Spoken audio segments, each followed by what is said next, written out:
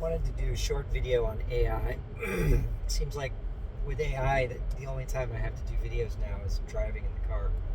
So, excuse the studio.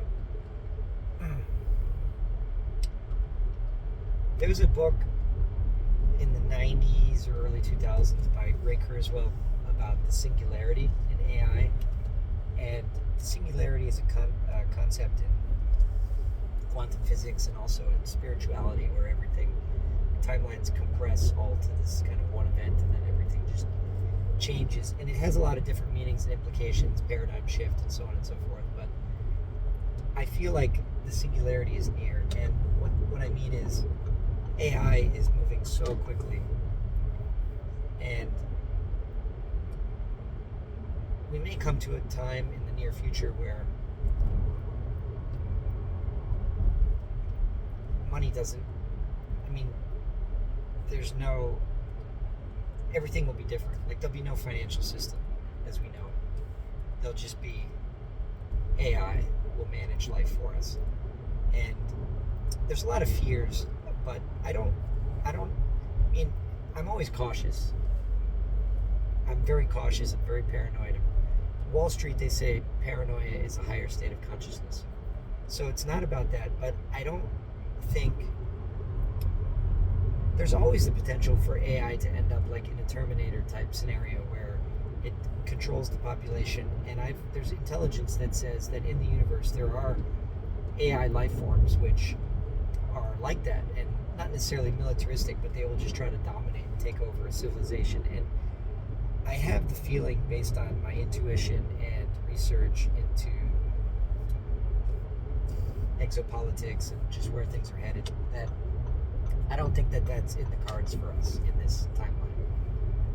There's good AI and there's bad AI. So any advanced civilization is going to use AI for better or for worse.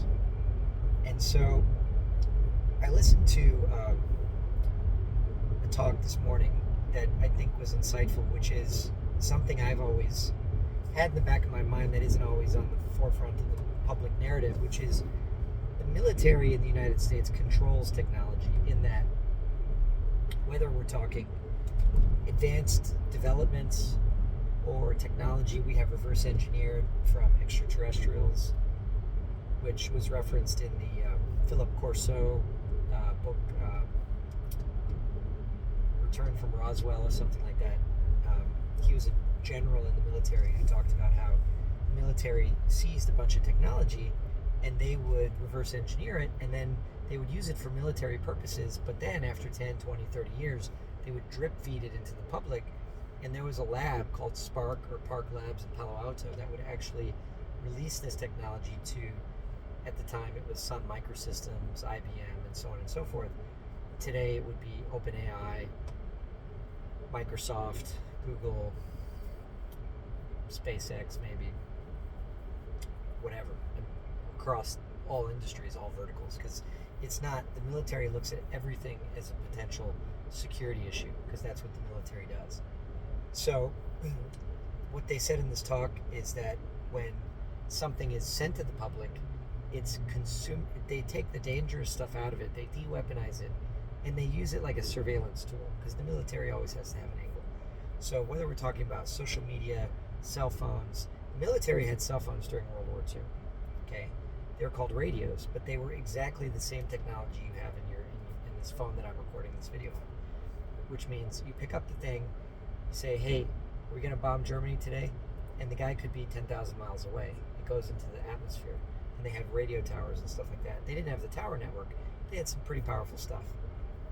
The military had that cell phone technology for years, and then in the 1990s, or maybe in the 80s, whenever you want to say, it was commercialized and used as a surveillance tool. So now wherever I go, government, whoever, knows exactly where I am with my phone, and there's no way to turn that off.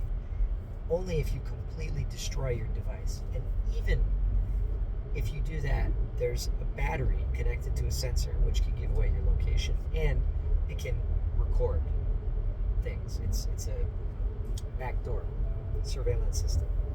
So when we talk about AI today, is AI a surveillance tool? Absolutely. You're sharing all this information. And I've had people that are afraid of using Grok because of information they're sharing, like Grok gets to know you so well. But my retort is that there's mass surveillance anyway. There's mass harvesting of all data. I mean, we're talking everything that is data is recorded in a computer in Utah, and it just sits there. The question is, what are they doing with this data? And the answer is nothing. I mean, is someone at the NSA, how many employees are there in the whole intelligence apparatus? There's 30,000 CIA employees. How many work for the NSA? And if you add it all up, I mean, it's not millions of people. It's probably 500,000 max, including military intelligence, private contractors. I mean, it's not 10 million, right? Those people, there's a priority thing. So you have real terrorism, real scams, real espionage, like we're listening to what China is doing in AI, we're listening to what Russia is doing. So real espionage takes up the bulwark of what they're doing. This conversation and all the people who are listening to this are not having conversations which are relevant enough for AI to be monitored. But nonetheless, I mean, it is a concern. I'm not saying the concern isn't there. They are harvesting the data. That's not the point. The point is they're harvesting it. What are they doing it? What are they surveilling with us?